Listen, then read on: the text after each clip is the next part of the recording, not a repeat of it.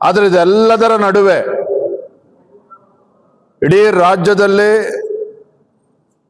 ಈ ಭ್ರಷ್ಟ ಜನ ವಿರೋಧಿ, ಬಡವರ ವಿರೋಧಿ, ರೈತ ವಿರೋಧಿ, ದಲಿತರ ವಿರೋಧಿ ಮತ್ತೆ ಯುವ ಜನತೆ ವಿರೋಧಿ ಕಾಂಗ್ರೆಸ್ ಸರ್ಕಾರ ಇವತ್ತೇನು ರಾಜ್ಯದಲ್ಲಿ ಅಸ್ತಿತ್ವದಲ್ಲಿದೆ,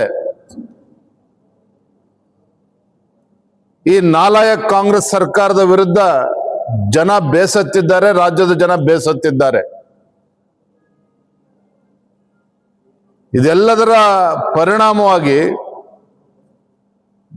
ಬಾಗಲಕೋಟೆ ಹಾಗೂ ದಾವಣಗೆರೆ ದಕ್ಷಿಣ ವಿಧಾನಸಭಾ ಕ್ಷೇತ್ರದಲ್ಲಿ ಮತದಾರರು ಭಾರತೀಯ ಜನತಾ ಪಾರ್ಟಿಯ ಪರವಾಗಿ ಒಲವನ್ನ ತೋರ್ತಾ ಇದ್ದಾರೆ.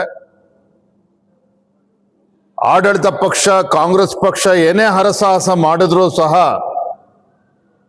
ಈ ಎರಡೂ ಕ್ಷೇತ್ರದಲ್ಲಿ ಭಾರತೀಯ ಜನತಾ ಪಾರ್ಟಿಯ ಗೆಲುವು ತಡೆಯೋದಕ್ಕೆ ಸಾಧ್ಯ ಇಲ್ಲ. ಯಾವ ದುಷ್ಟಶಕ್ತಿಗಳು ಬಂದರೂ ಸಹ ವೀರಣ್ಣ ಚಲಂತಿಮಠ ಅವರು ದೊಡ್ಡ ಅಂತರದಲ್ಲಿ ಗೆಲ್ತಾರೆ.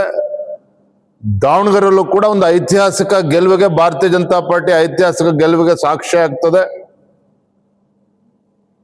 ಆದರೂ ಕೂಡ ತಮ್ಮ ಮುಖೇನ ನಮ್ಮ ಕಾರ್ಯಕರ್ತರಲ್ಲಿ ನಾನು ಇವತ್ತು ಸಭೆನಲ್ಲೂ ಕೂಡ ಹೇಳೋನಿದ್ದೇನೆ, ಯಾವುದೇ ಕಾರಣಕ್ಕೂ ನಮ್ಮ ಕಾರ್ಯಕರ್ತರು ಮೈ ಮರೆಯಬಾರದು.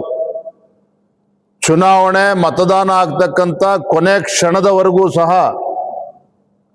ನಾವು ಮೈ ಮರೆದೇನೆ ಪ್ರತಿಯೊಬ್ಬ ಮತದಾರನ್ನು ಕೂಡ ಮತಗಟ್ಟೆಗೆ ಕರೆದುಕೊಂಡು ಬಂದು ಮತದಾನ ಹಾಕ್ಸಿದ್ರೆ ಸಾಕು, ದೊಡ್ಡ ಅಂತರದಲ್ಲಿ ಗೆಲ್ತಾರೆ. ಆ ವಿಶ್ವಾಸ ನಂಗೆ ಸಂಪೂರ್ಣವಾಗಿದೆ.